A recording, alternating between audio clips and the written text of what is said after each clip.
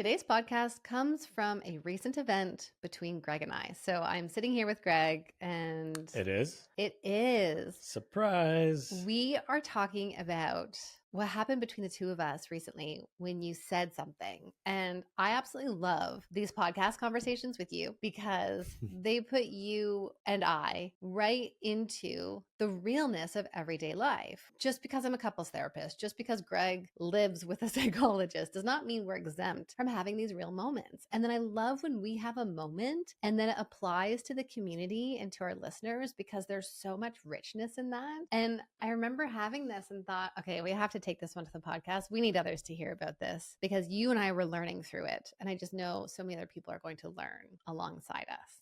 Are you ready for the moment? I'm not sure. I just want to say, I think it's really important for listeners to understand. Yes, you have this expertise, but you're also a person. We also have our struggles like regular people, slightly more like acutely aware of it, but it totally doesn't exempt us. Do we spend more time on it than some? Maybe, but that's who we are, and that's okay. All right. This situation was, I was sharing something with you. And to be honest, I can't even remember what I was sharing. It might have been a logistics piece. It might have been something, how I felt about something.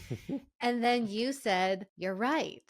And instead of the relief that would come from your partner saying you're right, something inside of me actually tightened. Like it just was like, this isn't landing. And I had this dialogue inside of me that was like, why do we feel disconnected in this moment? Why do I not feel seen, heard, and soothed? Do you remember the moment? And we probably joked about it as well. I don't remember what you said. Mm-hmm. I do remember saying that many times. Which is such a trope in relationships where people are like, happy wife, happy life. Yeah, that's bullshit. Yes, dear. You know, your response, if your wife is upset, just say yes, dear. Mm-hmm. It's not the fucking 50s. We don't buy into that. So I wonder if you think when you say that kind of comment, you're right. What were you hoping to happen? Probably just to move past it. Yeah.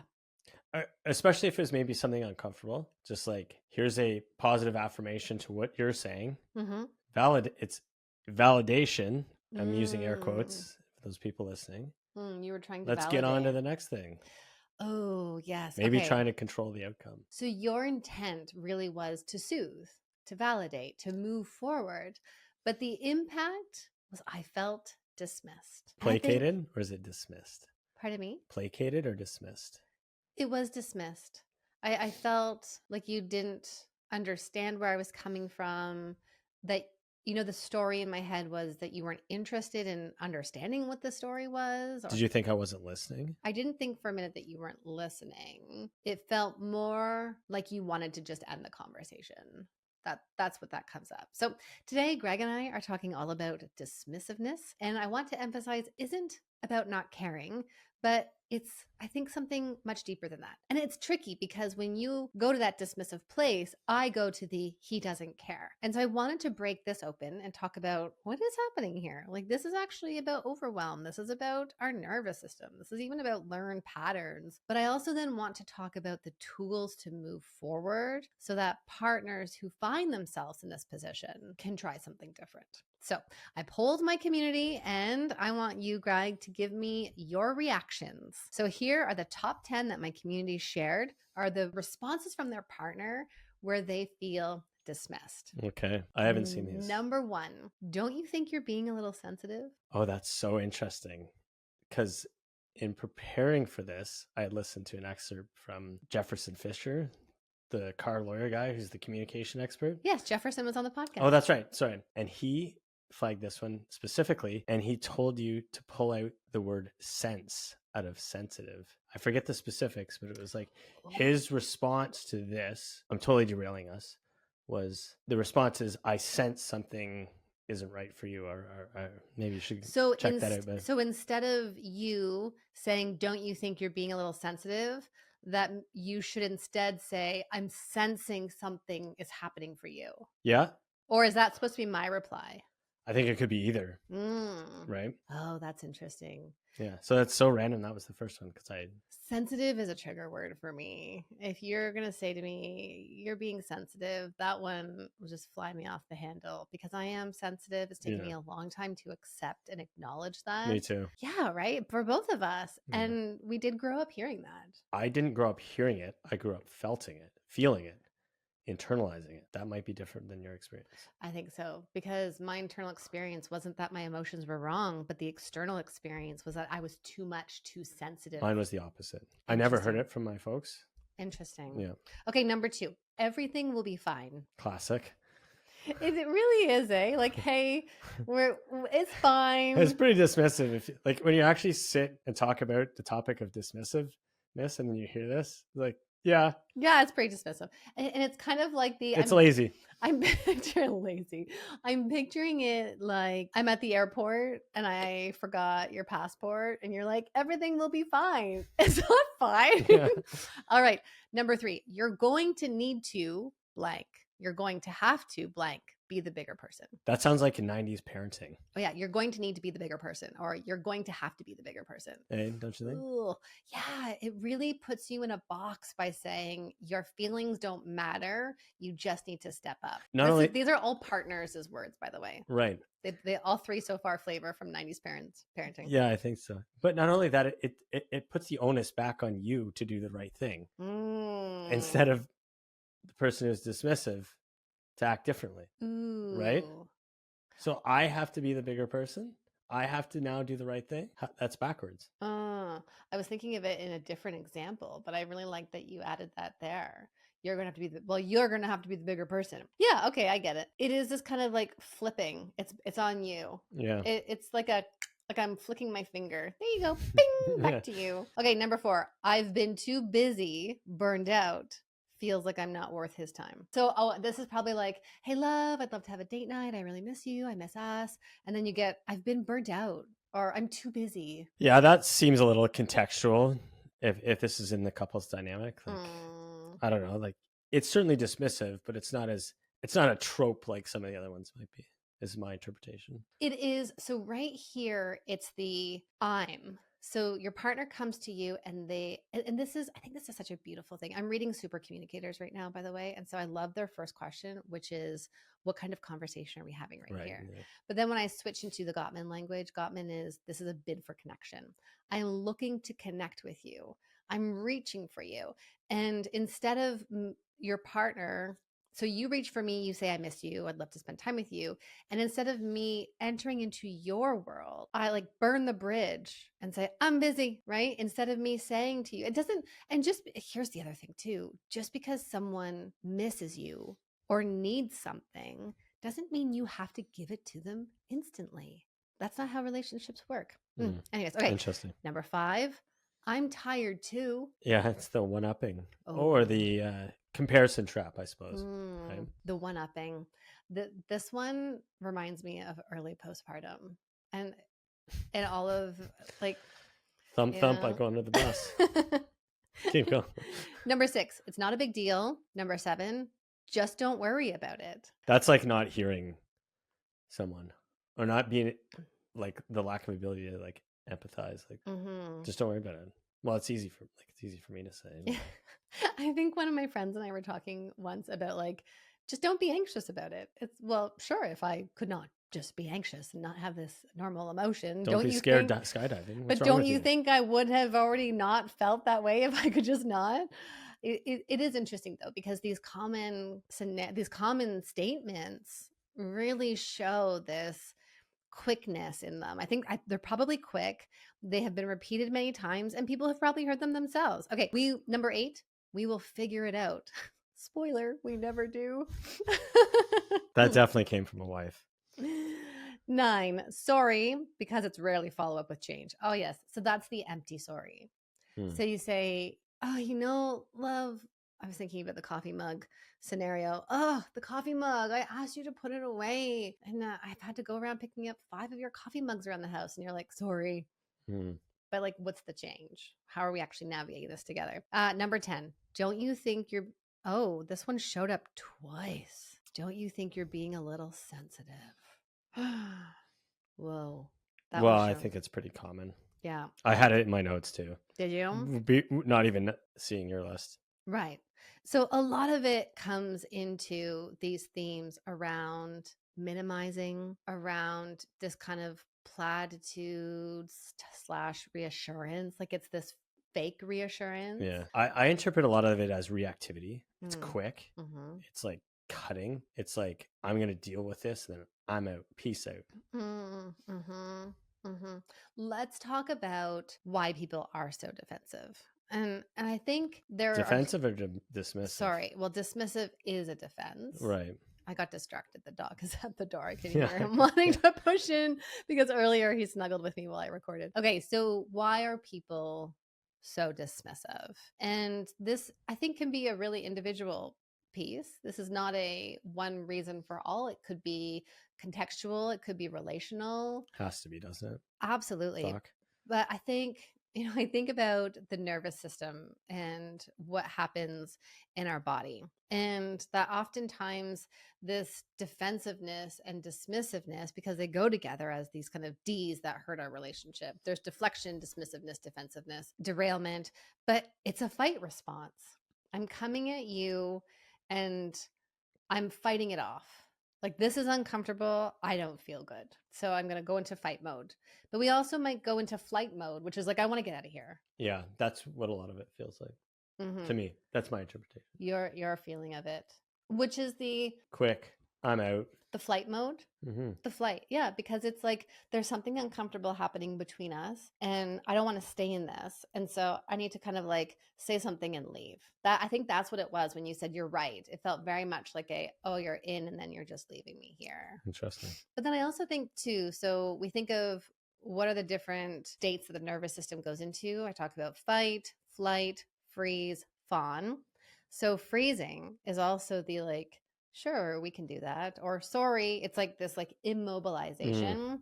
And so they don't know what to say in that moment. But then also too, that fawning. The fawning is that false reassurance. It's the I'm going into pleasing you and saying everything's going to be fine. It's fine. And so I think then we'll figure it out. We'll figure it out. Meanwhile, the flight's taking off in an hour and you don't have your passport. So I think, when we think about dismissiveness, and I think this is sometimes where we lose a lot of the nuance in relationships, because I think of all of the comments online where people are like, if he's doing this, that's a red flag. You need to leave him. And we lose actually having the understanding of what's happening in someone.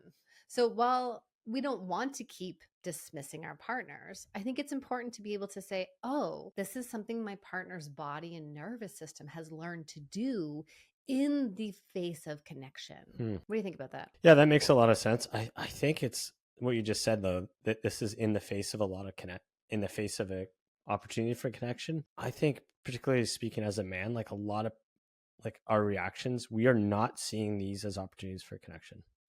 We are seeing this as a problem, something that's coming into us that we are internalizing and trying to move on from and get out of. So answer the question. If I can problem solve, then it means what about me? Then, I'm a good guy. I fixed it. I solved the problem. I made her feel better. It's, isn't that what we're supposed to do? It's what you've been socialized to do, which is to solve and to fix and to do. And that your sense of worth or your identity comes from that, rather than this ability to sit in true connection and to know that if I come to you with a problem or saying that you hurt me in some way, I'm not coming at you. I know sometimes it can feel like it. Well, I think it does, which provokes these kind of reactions. Right. Yeah. So if I even slow that down a bit more, then, because what's provoking that underneath it deeper is often this feeling of helplessness. This feeling of, I don't know what to do here. I have to hurry this along. This is uncomfortable. I don't want to sit in discomfort. Yeah. And when we come into true connection, it is uncomfortable. You don't always have to know the solution. You just have to be present. Like it's your presence that your partner wants. And that's the part of healing. Interesting. It is socialization, because I'm even thinking like, again, like we probably are rewarded for problem solving, moving on quickly at work. We're rewarded with our buddies, like, oh, I fixed my dirt bike. Look at, like, versus when we're being relational or in relationship, it's the opposite. It's slowing down and like internalizing the hard stuff. But it's like we don't get any reward air quotes reward for that, or not, our brains aren't used to that. So men are rewarded for solving, and I get that. I mean, I'm generalizing, but I know, but I do think that there is this element in here where it's like, if I can problem solve and move forward. And I think that is why it is important for us to understand that your intention is not always necessarily negative. It's not ill intent, but we do then want to look at impact. I'm going to make sure we get to that impact piece. I'm going to put a pin on that right there. The other reason why someone might be dismissive is, let's look at attachment strategies, because I love talking about attachment style. But when we think about the anxious person, they're seeking closeness. They're going to interpret dismissal as abandonment. So if I'm coming to you and I'm saying this is really important to me, and you're saying it's not that bad, if I'm anxious, I'm going to feel like you're leaving me out in the cold. Yeah, right. I'm going to feel not seen. I'm going to feel like I don't matter. I'm going to go right into those stories. That's the anxious piece of believing that I am not worthy to be loved and to be paid attention to. And the avoidant person then is someone who seeks distance. They want space. And so they're going to see emotions coming at them as a threat. So if I come to you and I say I'm hurt about something, that is going to lead you to want to pull away. And so right there, that's the negative cycle.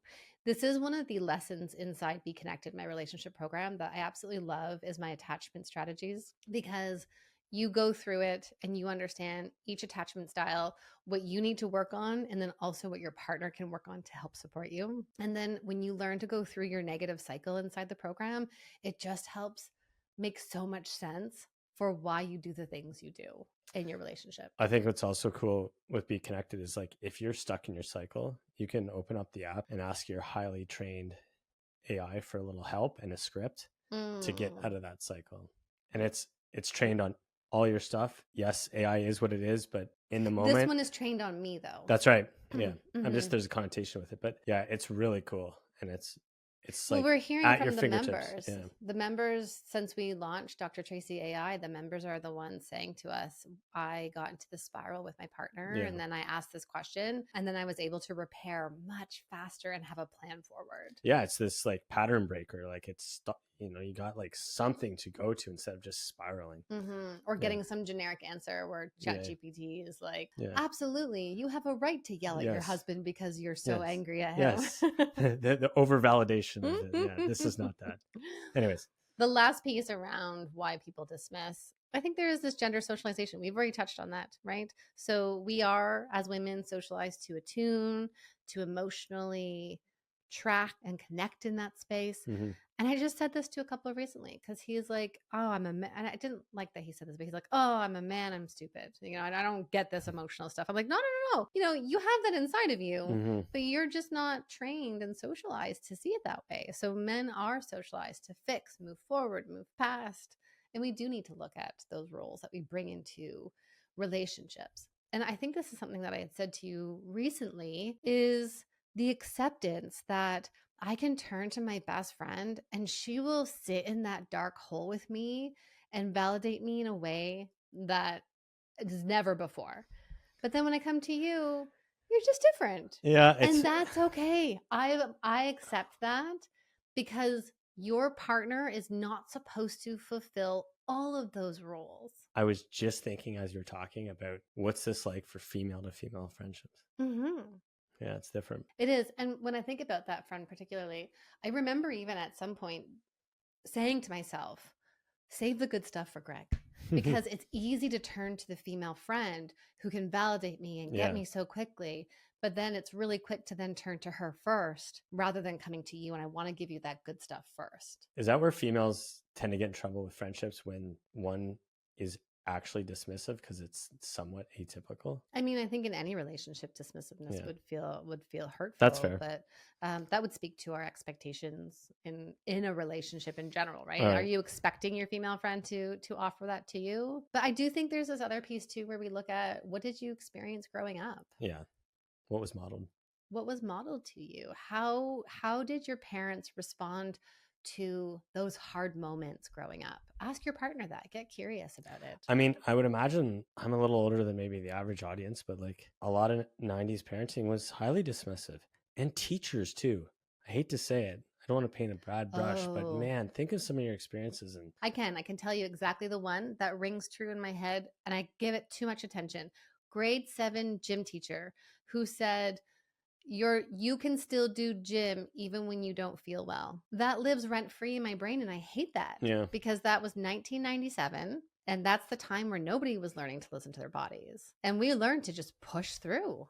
hmm There are times where you should not be pushing through. there are times where you probably should, but Sure. anyways, interesting. Eh? So let's talk a little bit about how we look at some of the deeper meaning of dismissiveness and why it's so painful. Because I think it's easy to say, okay, well, that's not my intent, so let's just move forward. But I do think there's something important in here. And it is that dismissiveness, while again, could be well intentioned in partnerships, it does activate some of those old scripts that for many of us have that might not be what you're intentionally doing. So when you said you're right, it did stir up in me, I don't matter. Like that's just this like template that Mm. I will automatically go to in those moments. But I know so many other people have these inner narratives or inner child wounds that sound like I'm too much, I don't matter, I'm alone in this, I'm a burden, or Mm. my needs are a burden, or if I don't handle this, then nobody else will.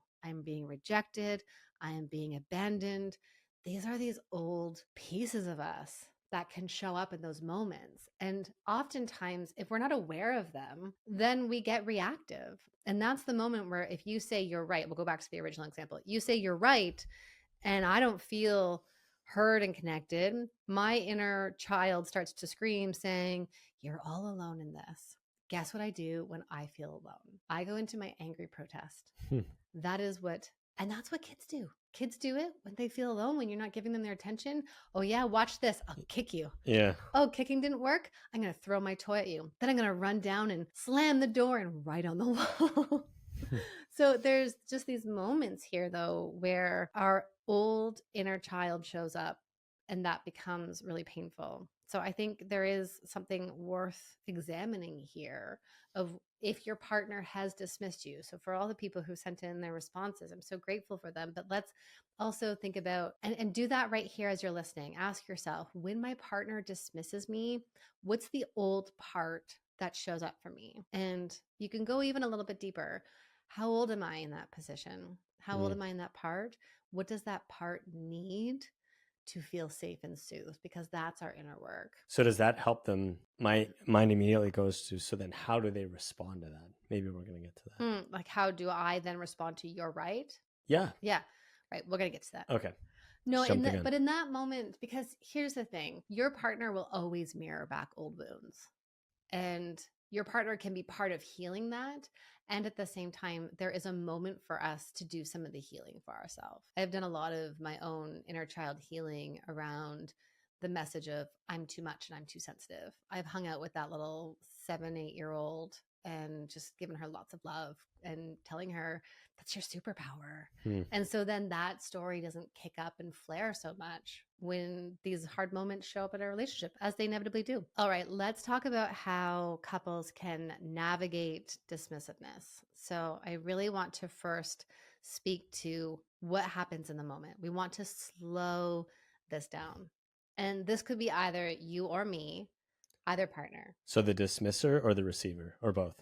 Both. Okay. The tricky piece here is that you have to be able to catch it, which is pausing. And I know Jefferson Fisher talks about this all the time as well. He says to pause, to stop.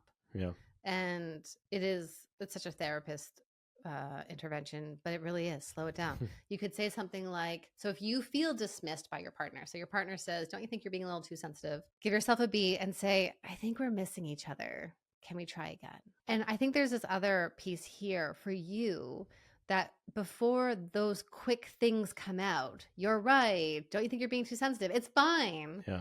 You have to slow down and recognize that when your partner comes to you, it's for connection. Mm-hmm. She's looking to you because you matter to her and she wants you. You're the antidote to the pain that she's feeling. Right. And not just listen to respond, because I think that's what we're doing. Right. Ultimately. Well, and also too, I think, something you and I have been trying to do more of is really keep our phones away so that we're not being pulled in different directions. Very good point. And so then we can be curious, right? So if one person comes to you, there's an opportunity to be curious about what's happening. Okay, so that's number 2. So step 1, slow the moment down. Step 2, use curiosity. So one of you could say, what does this bring up for you when I share this? Ooh, that's good. If you could slow down and say, something's happening here. Do you want to tell me more about it? Or even from the super communicators, what kind of conversation are we having here? Do you need me to problem solve or do you need me to just listen? Oh, that's your thing. You've said that many Oh, times. I've said that so many times over the years. Absolutely. It's good though. Yeah. So if you It feel also buys you some time. yes, of course, but time for you to regulate. Yeah, that's because your body goes into fight, flight, freeze, or fawn. I'm coming to you looking for connection, but you've left the station. Yeah, I got to pick a path real quick and boom. But you don't. I know. And that's I something know, but that's something that you and I have talked a lot about because I know that your go-to is defensive or shutting down. And it's so powerful when you can just slow down and instead have, and I say this to couples, have a statement that is your go-to, which is, tell me more about that. Or something's happening. Can you tell me more? So that would be like even before you enter into dismissive. But this is when dismissiveness happens. Okay. So then you're going to name the strategy. You're going to name what just happened. And you might say something like, I think something's happening right here. Can you stay in this conversation with me? I don't know. How would that feel for you to hear that? I think pretty good. It's like you're asking for more information. That specifically is saying, I want to keep talking about this. Yeah. I want to know more. I want to learn. Yeah. I'm curious. Yeah. What you have to say matters. Mm-hmm. All of those things are so reassuring to hear. And so here's the other thing. Both partners have to do the body work as well, right? It's not just us staying in our head and I sometimes think that I see you like doing train tracks or like loops or something of like, where's the solution? How do I no, it's like thought bubbles, like where am I going? I think you're trying to open doors. It's like you have 10 doors in front of you. You're like, hang on, door 1? No, that's not it. Door 2? No, that's not it. And like you're looking up. And when our eyes actually, I think when we look up to the left, we're thinking like you're thinking in your head so much. But instead we have to get into our bodies. Don't open the doors, Craig. Just come into your body, into our body, and just breathe, ground yourself, which is be present. So, that's hard though. For us avoiders and problem solvers, like I know you just want to make it go away. Like I know, and I think that's where not to totally derail, but like maybe I'll speak for some of the dudes here. Like pause, do this, do that. Like yeah, sounds great, easy, but how do I do that?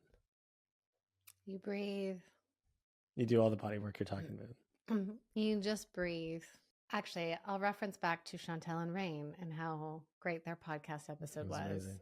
I know you and I both really enjoyed that conversation. And the work that they do is that, well, Rain talked about catch, pause, repair, CPR. Yeah.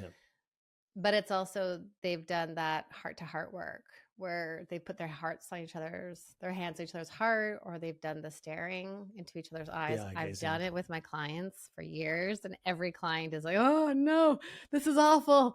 And then within 30 seconds, it completely changes. You down-regulate your nervous system. So that's the other reason why phones are so disruptive in our life right now, is because we're not looking at each other. We're not getting information from our faces. It's gross. It's so... I know, but when you I was just in the public setting for the last hour. I'm sure you saw it there a lot. Derails my brain. But then if we can just remember to look at your partner. So she comes into the room and she says, the person at work did it again. This is so frustrating. Look at her in the eyes. Just look at her. You don't have to say anything. We have totally stopped doing that as a society. I know. I'm picturing a couple like in your example. She's coming in saying this, and I'm in this example. Let's say it's you and me, and I'm on the couch, and I'm not even looking up for my phone. You don't see the pain. How often does that happen?